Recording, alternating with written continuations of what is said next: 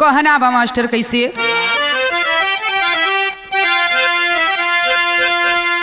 अपनों का घर आज अपनों ने लूटा, भगवान ने सबका रिश्ता बनाते, माँ की ममता के आंचल जीवन की टहनी, मगर आज रिश्ता को तुम क्यों जलाते? सास दमाद की अहमियत क्या होती, वासना आग में हर एक रिश्ता मिटाते। कभी श्याम लाला देखे ऐसे बदसलूकी, विवश हो के रोती कलम को उठाते।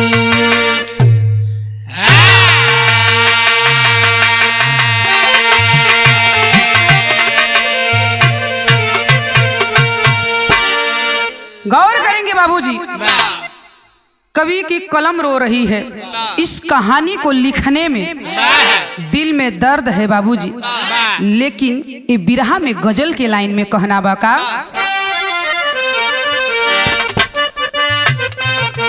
ओहो अरे चेहरा तोहार बयसन, चेहरा तोहार बयसन, वैसन गुलाब नहीं खे, चेहरा तोहार बयसन।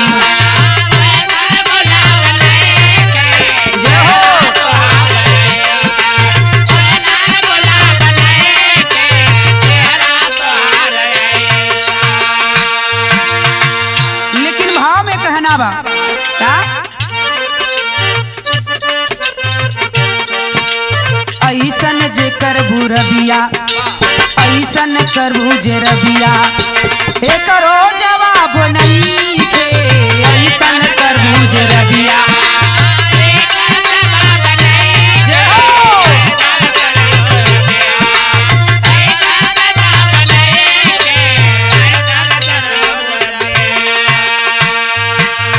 ऐसन करबू जे रबिया, एकरो जवाब नहीं थे, ऐसन करबू।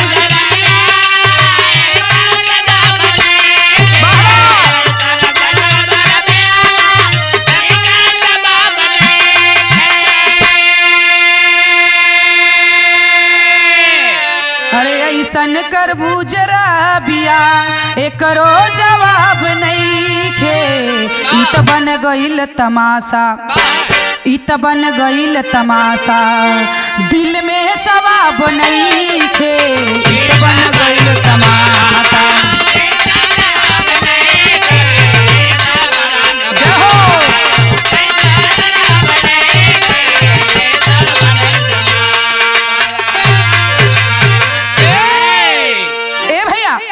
गौर करेंगे, बताया जाता है पवित्र रिश्ता माँ बेटे का होता है और पिता बेटी का होता है, लेकिन बाहर कलयुग कोई कभी सोच नहीं सकता था कि ऐसे पावन पवित्र रिश्ते में दाग लगेंगे, लेकिन कहना बाबू ये बिरहा में नजम लागल हो।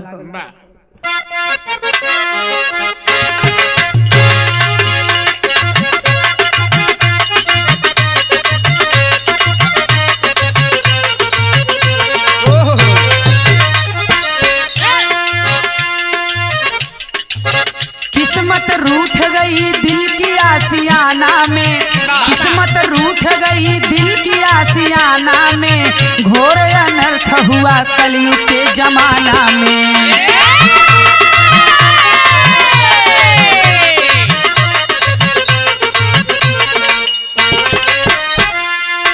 उत्तर प्रदेश बिजनौर की यह बात सही, उत्तर प्रदेश बिजनौर की यह बात सही, दो दिलों में छुपो देखो मुलाकात नहीं।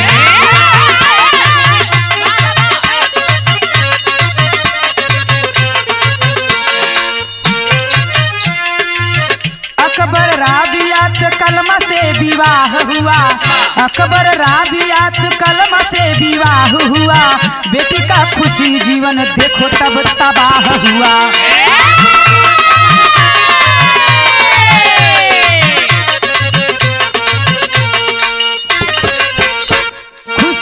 शादी राजू से आज वो कराए हैं। खुशी का शादी राजू से कराए हैं। राजू खुशी को लेकर मुंबई में आए हैं।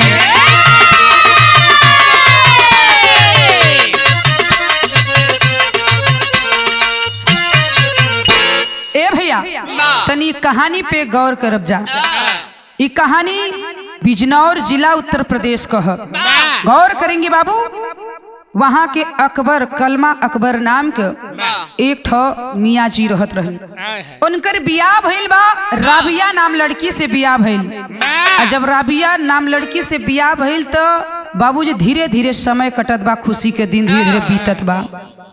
भगवान की दया से, अल्लाह के दया से साथियों दोनों के बीच एक सुंदर सी लड़की का जन्म होता है और उस लड़की का नाम खुशी पड़ता है। बाबूजी इस लड़की का नाम खुशी रखलन, लेकिन वो लड़की धीरे धीरे धीरे धीरे बड़ होती है, सियानी होती है। अब जब सियान भइल बाबूजी तो वो लड़की के बाबूजी केहू माई बाप होके अगर लड़की सियान हो जालन तो कर बियाह शादी करे के सोचे लगलन। माई बाबू दोनों जने प्लान बनौलन। एक बम्बई में रहे वाला राजू नाम के लड़का से वो लड़की का शादी कर दिलन। आज जब खुशी के राजू से शादी हो गई तो राजू जोन हस खुशी के लेके बम्बई चल गई। बाबूजी जब बम्बई गइलन तब भइल का है, ये बिरहा में विदेशिया के भाव है।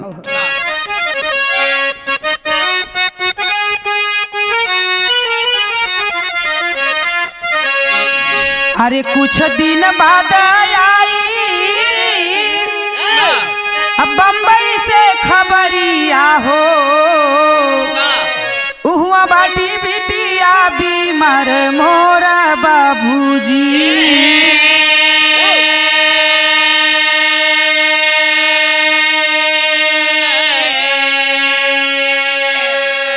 कि अरे सुनले अकबर रबिया आवे दिल में ना चयनवा हो, रबिया चलली मुंबई मझर मोरा बाबूजी।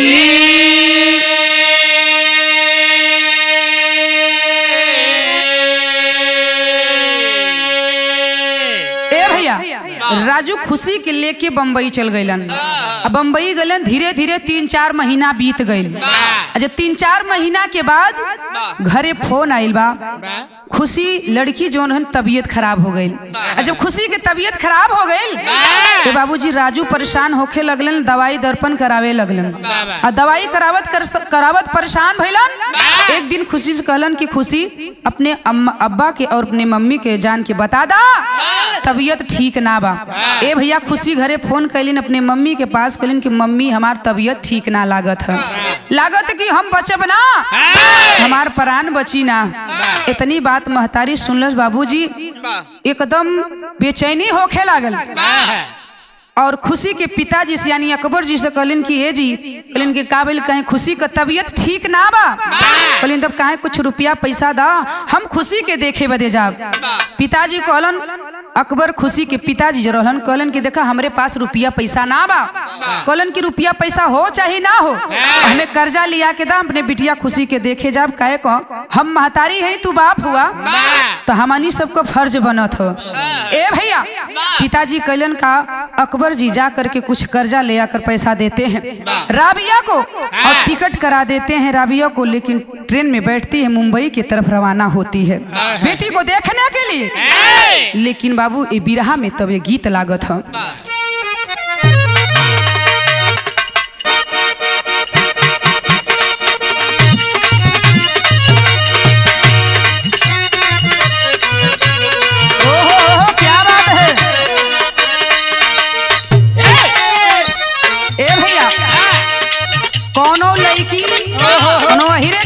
प्रेम कैले बा, क्या बात है, और उहे लड़किया के पीछे कोनो और लड़का लग गई। तब वो लड़किया वो लड़का से कहत बतावत बा, का बतावत कैसे बताओ भैया।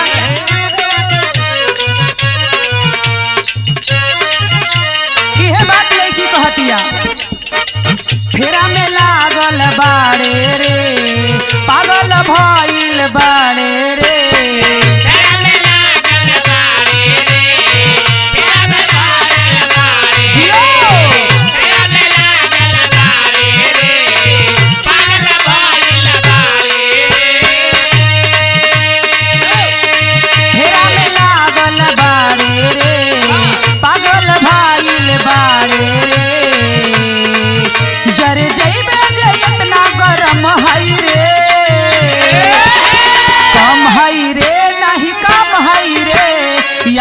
के हम आइटम हई रे, हम हई रे नहीं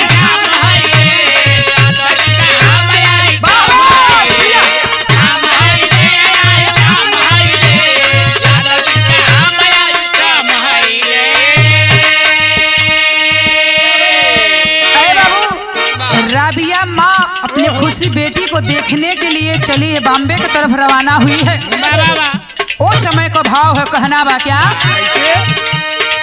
रबिया आइल बाड़े रे, खुशियाँ छाइल बाड़े रे,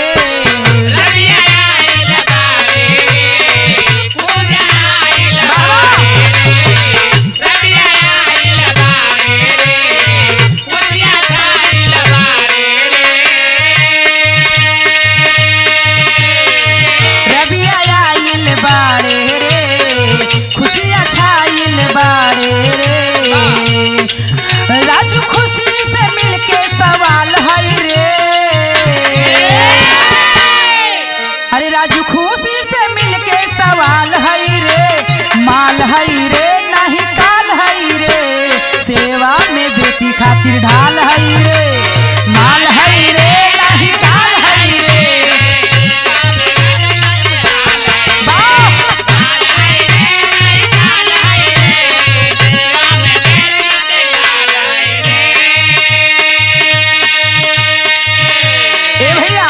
महतारी बेटी के लगे आइल बा दवाई करावे बदे, लेकिन होत का बा अंतरा में कहना बा, आइली खुशी बिटिया के करे के दवाई,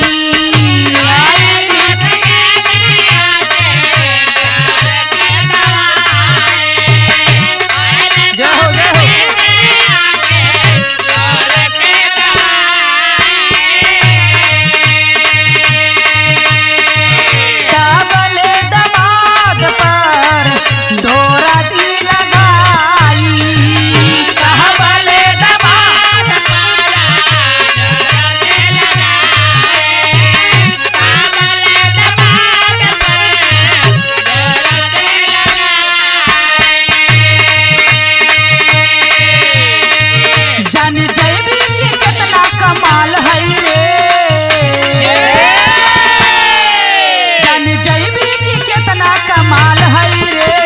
माल है रे नहीं काल है रे, सेवा में बेटी खातिर ढाल है रे, माल है रे नहीं काल है रे,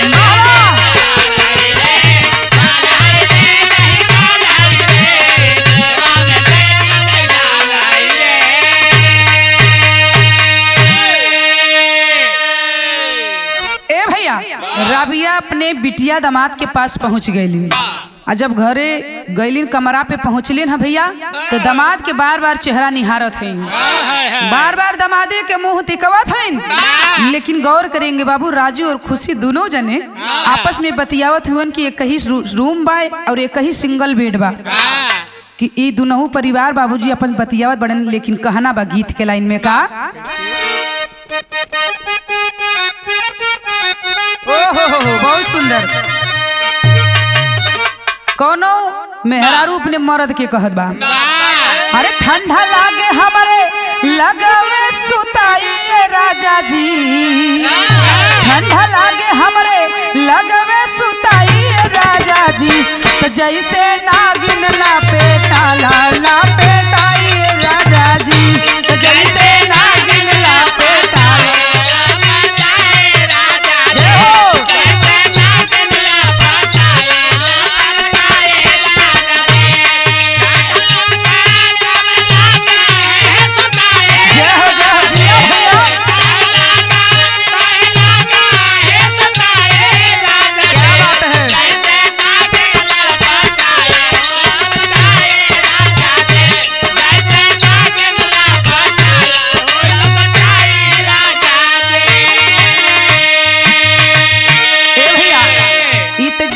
लेकिन गीतिया से सुंदर भाव में कहना बका, खुशी पूछे अपने पति से बताई राजा जी, खुशी पूछे अपने पति से बताई राजा जी, पूछे अपने पति से बताई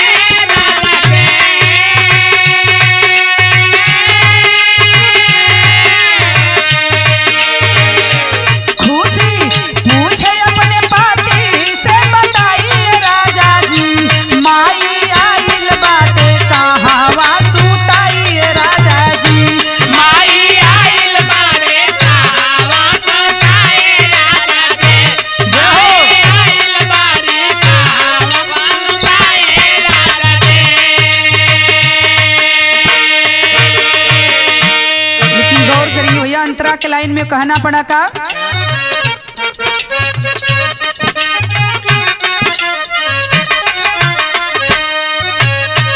एक राहे वेद तीनों करेलन पालनावा एक राहे वेद तीनों करेलन पालनावा जिया भैया एक राहे वेद तीनों करेलन पालनावा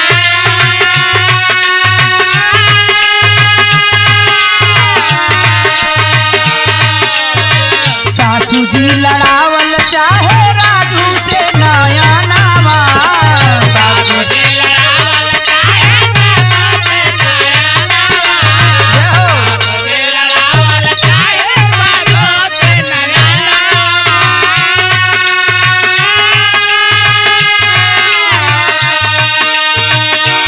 तीनों सुतल साथ लागे नाय भाई राजा जी तीनों सुतल साथ लागे नाय भाई राजा जी माई आइल बाटे कहावा सुताई राजा जी माई आइल बाटे कहावा सुताई राजा जी माई आइल बाटे कहावा सुताई राजा जी माई आइल बाटे कहावा सुताई राजा जी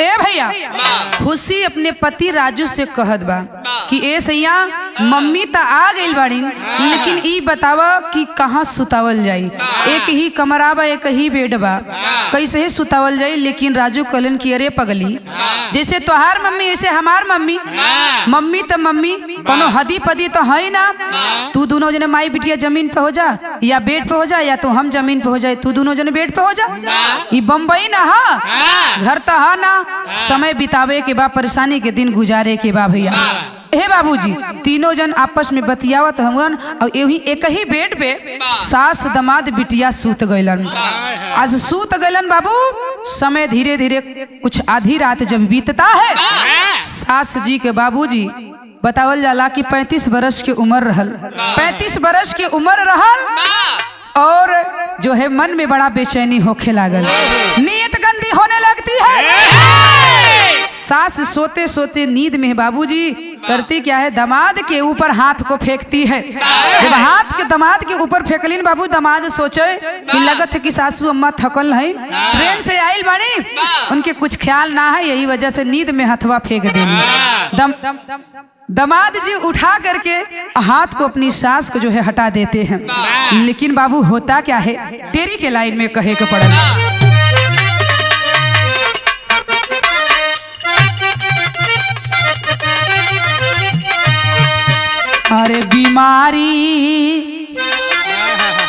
अरे बीमारी अब कुर्बानी दे गई अरे बीमारी अब कुर्बानी दे गई बीमारी अब कुर्बानी दे गई सास दमाद का रिश्ता चढ़ने लगा है भारी हो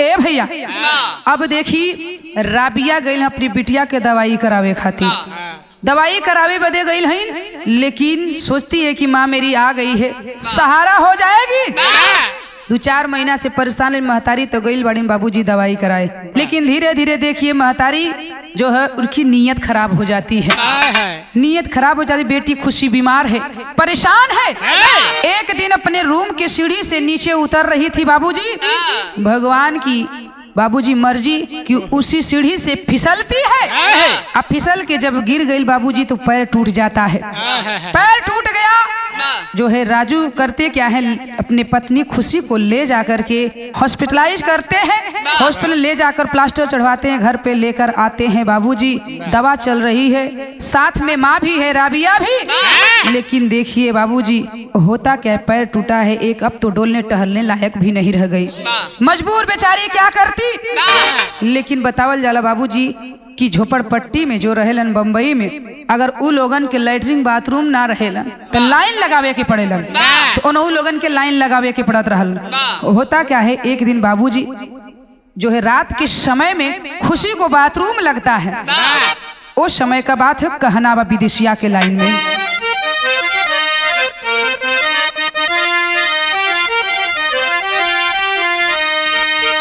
अरे लागल बाथरूम माई अब बेटी के लेके गईली हो, अब बाकी रबिया राजू पर बिगड़ल मनवा।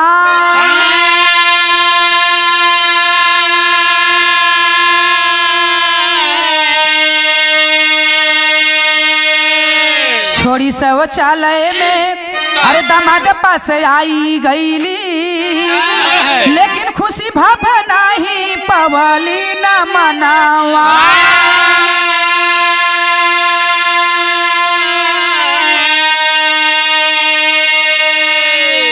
हथवा लगाई दिहली असेनुरा उजारे लगली, रबिया के सथवा रोज दिल में मदनवा।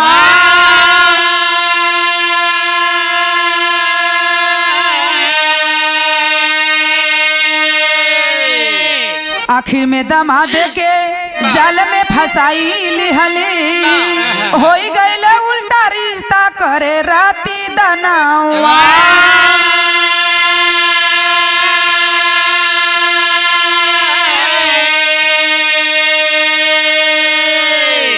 ए भैया संजोग में रात्रि के समय खुशी के बाथरूम लागल है, अब तो पैर से भी विकलांग हो गई, बाथरूम जाए के हिम्मत ना रह गई। ए भैया अपने मम्मी के लिया के बाथरूम करे बदे गईलिन हम, अब महतारी लेके गईल बाथरूम करावे खातिर। बाबू आधी रात के समय रहल, कलिन के बेटी बाथरूम में पहुंचले, कलिन बेटी तू बाथरूम कल्ला हम आवत है। ए भैया कलिन के हमार स्टॉल छूट गए तनी लेके आई, दौड़ करके माँ आती है भाग करके कमरे पर। हे बाबूजी स्टॉल के बहाना लेकर आती है, अपने दामाद जी के जो है शरीर पर हाथ फेरने लगती है।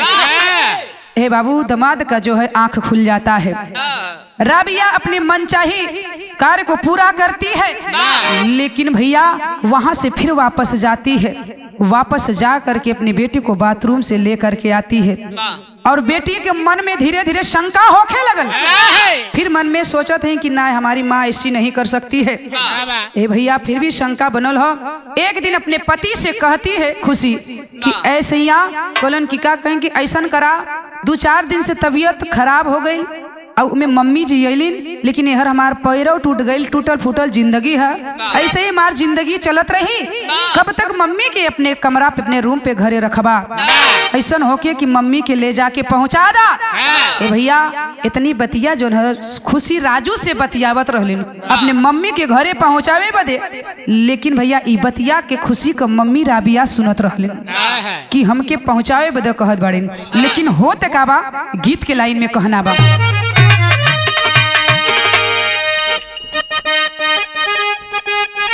ओहो जिया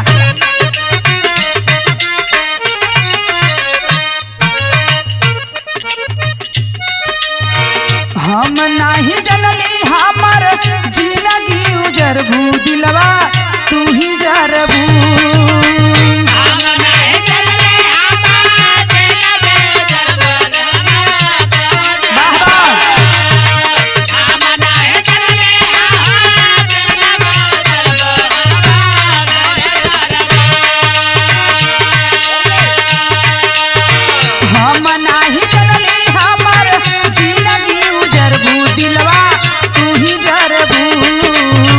हमारा से प्यार करके दूसरा पे मरबू, दिलवा तू ही जरबू। हमारा से प्यार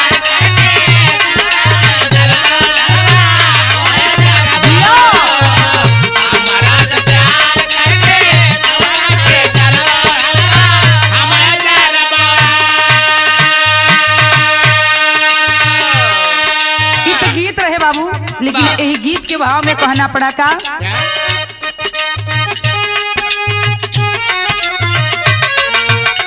खुशी नहीं जाने हमरा घरवा उजरबू, हमरे साथ करबू। खुशी नहीं जाने जिया जिया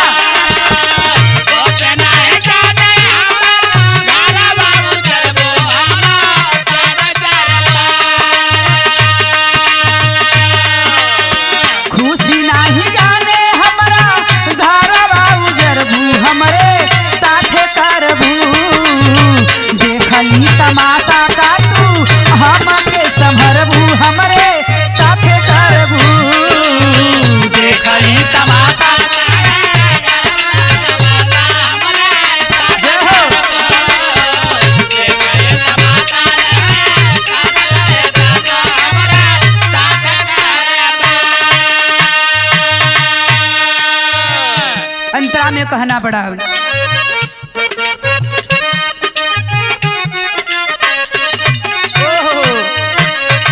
वासना में चूर घर में कुंडी न लगवाले, वासना में चूर घर में कुंडी न लगवाले, वासना में चूर घर में कुंडी न लगवाले।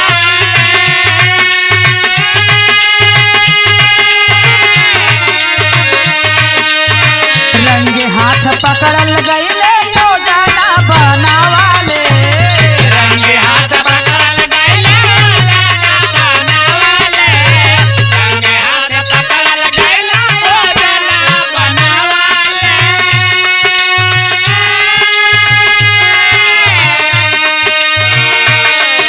भाई के पटकेले राजू गोड़ावा दबैबू हमरे साथ करबू, भाई के पटकले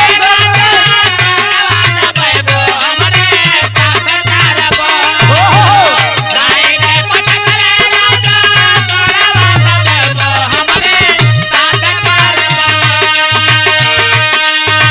भाई के पटकले राजू गोड़ावा दबैबू हमरे साथ करबू, देखली तमाशा का तू हमके संभरबू हमरे साथ करबू।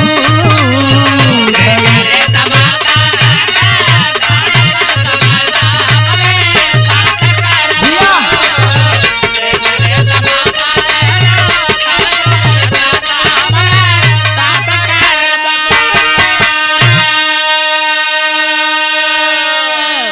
ए भैया अपनी कहानी पे गौर करेंगे आप सब। होता क्या है, दामाद में और सास में चक्कर चले लगल धीरे धीरे। एक दिन खुशी कमरे पे है, कमरे से बहुत ज्यादा गर्मी लग रही थी, गर्मी का सीजन था साथियों। कमरे से बाहर निकल करके आती है हवा लेने, हवा पानी लेने के लिए सोची कुछ बाहर बैठ करके हवा ले लेती हूँ। ए भैया बिटिया जैसे ही बाहर निकल के आती हवा लेने के लिए, उस कमरे में दामाद और सास दोनों जन रहलन। भैया वासना में चूर है। गौर करेंगे बाबू, सास दामाद जैसे ही यानी राजू के पत्नी खुशी और इधर राबिया के बेटी खुशी बाहर आती है, दोनों सास दामाद जो है एक से लिपट जाते हैं, ध्यान भी नहीं देते हैं कि दरवाजा में कुंडी लगल है कि ना है, खुला है या बंद है। ए भैया कुछ देर के बाद खुशी जो है पुनः वापस अंदर जाती है, काहे कि शंका तो कुछ पहले ही से रहल, लेकिन कह ना सकत रहल कि सबूत हमारे पास ना बा। ए भैया जब अंदर जाती है खुशी देखती है अपने माँ को और अपने शौहर यानी अपने पति को, देखती कहती बाहर शौहर, बाहर मेरी माँ जन्म देने वाली, मुझे जन्म देकर मेरा जीवन धिक्कार कर दिया। बाबूजी दोनों को रंगे हाथ पकड़ लेती है। ए भैया दोनों जने झटपट उठले के बाद लगलन खुशी के पांव पकड़ के रोवे लगलन, क्षमा याचना मांगे लगलन। भैया क्षमा मांगत हुआ, रोवत हुआ, पति भी मांग रहा है उसका और जो है उसकी माँ भी मांग रही है, कहती है क्षमा कर दो खुशी, आज के बाद ऐसा गलती ना करब। महतारी राबिया कॉलेज की बेटा राजू हमारा टिकट करा दो, हम घर चल जाए, हम तो हर दोनों जनी के प्रेम में रोरा बन के ना रहब। ए भैया बात के बनावत बड़न, लेकिन खुशी सोचती है ये तो मेरा पति है, मेरा माँ है, मैं कर भी क्या सकती है, तो अपने ही है, करूँ तो क्या करूँ। बाबूजी दोनों जन के माफ कर देलन, आ दोनों जन के जब माफ कलन दिन बीतल है, और रात के समय जब भइल बाबूजी सास दामाद दोनों जने योजना बनौलन। योजना बना के बाबूजी कैलन हका मारे का एक योजना बनावत हन, खुशी के हो तकाबा कहना बा।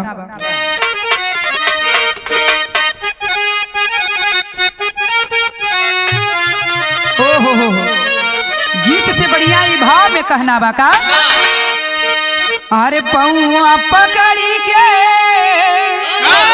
रोवेली खुशी, अरे पौआ पकड़ी के रोवेली खुशी, मारा माता जान ते राजा हो,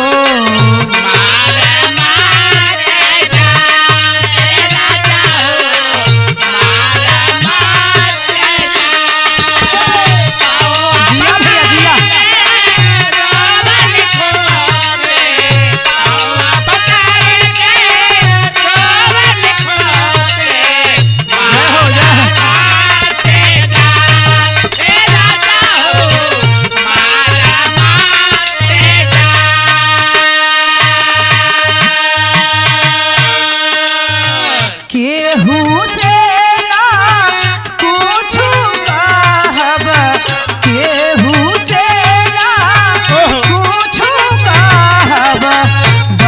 बकसदा परान ए सैया हो बकसा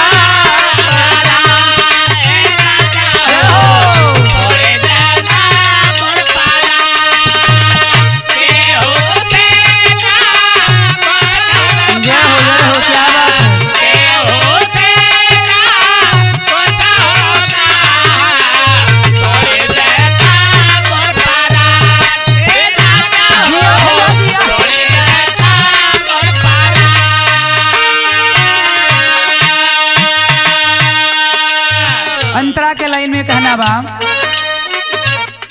कलयुग में सास ना दामाद का पहचाने कलयुग में सास ना दामाद पहचाने कलयुग में दामाद का दामाद पहचाने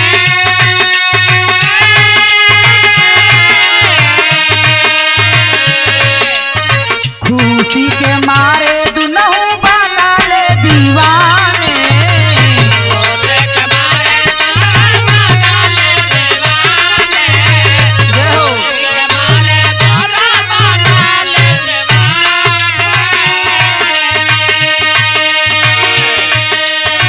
मारी के लसिया कहवा फेंकबे मारी के लसिया कहवा फेंकबे बिगड़ल विधान ए सैया हो बिगड़ल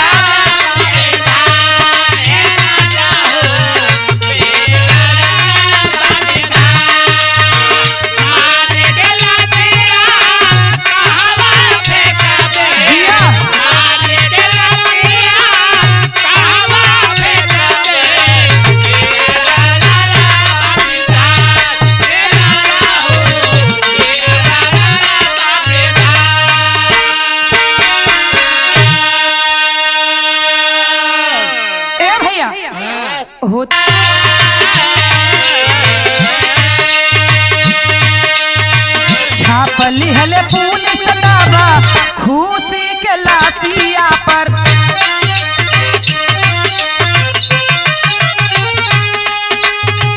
रबिया और राजू का तब कैलन गिरफ्तार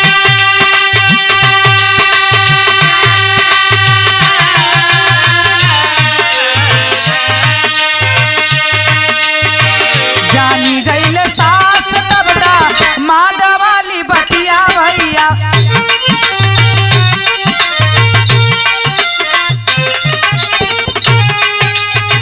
माई बेटा के रिश्ता कैल तारता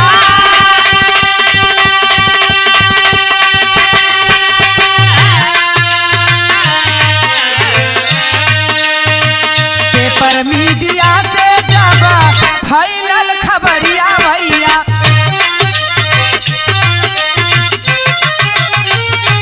सुन के सब बतिया होई गईल शर्मसार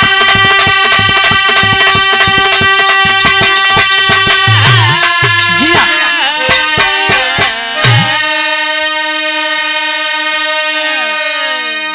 ए बाबू अगल बगल पड़ोसी वालन को शंका हो गई जब खुशी के जान चल गई तो सन्नाटा हो गई दोनों जने बाहर से ताला मार के वही घर में जो न दोनों दामाद सास बैठल बड़न लेकिन समझ में नहीं आवत है कि लाश के करी काम एक तरफ डर बा और एक तरफ खुशी बा लेकिन अगल बगल वाले बाबूजी अखनत रहलन कि आज इस घर में कोनो न कोनो घटना जरूर भइल बा बाबूजी कैलन का थाने पर फोन लगा देलन और जब थाने पर फोन लगा देलन बाबू तो थाने के लोग चौकीदार पुलिस प्रशासन जब आते हैं बाबूजी अगल बगल के लोगन से जब बात के सुन चर्चा के सुनल हाँ ताला के तोड़ देलन और ताला जब तोड़लन बाबूजी तो सास दामाद दोनों जने पकड़ा गए आ दोनों जने पकड़ाइल हवन ए भैया एहर जौन है खुशी को जो लाश रहल पोस्टमार्टम के लिए भेज देते हैं पोस्टमार्टम के लिए खुशी की लाश को भेज देते हैं सास और दामाद को पकड़ करके ले जाते हैं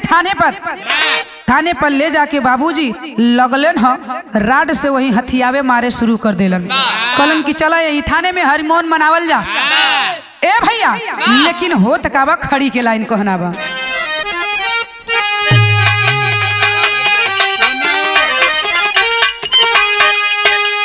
अरे तो कैसे माई पर बेटी विश्वास करी है, अरे तो माई पर कैसे बेटी विश्वास करी है, सास दामाद मिलके रिश्ता के नाश करी है।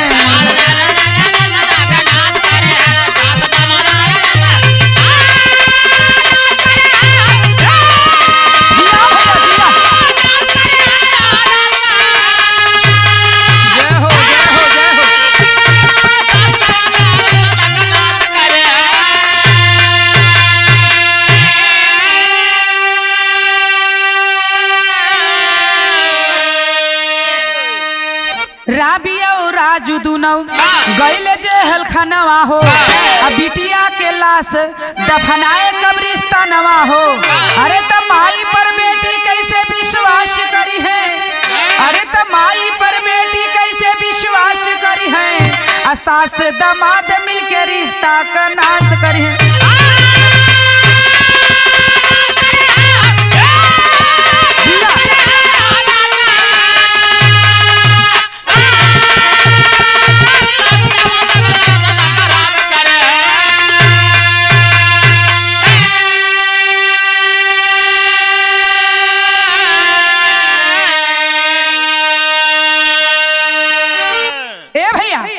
खुशी तो दुनिया को छोड़ करके चली जाती है, लेकिन खुशी का पति राजू और खुशी की माँ राबिया यानी कि सास दामाद दोनों जने जेल खाना में गए हरिमोन मनावे खातिर। ए भैया बताया जाता है कि बुरे कर्म का बुरा नतीजा न मानो तो कर देखो, बुरे कर्म का बुरा नतीजा न मानो तो कर देखो, जिसने जिसने किया है उसका उसका घर देखो। ए भैया दोनों जने सास दामाद के ले जाके प्रशासन थाने में जेल में बंद कर दिलन और वहीं जाके चक्की का रोटी खाते हुए जेल खाना के। ये कहानी यहीं पर समाप्त भइल। आखिरी लाइन में कहना बा,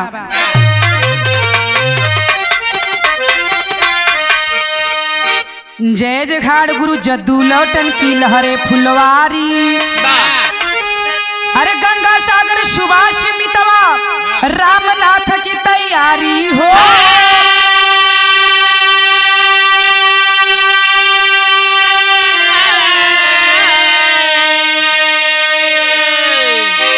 बीमारी अब कुर्बानी दे गई, अरे श्यामलाल लक्ष्मी यादव की रही गजबे कहानी, बीमारी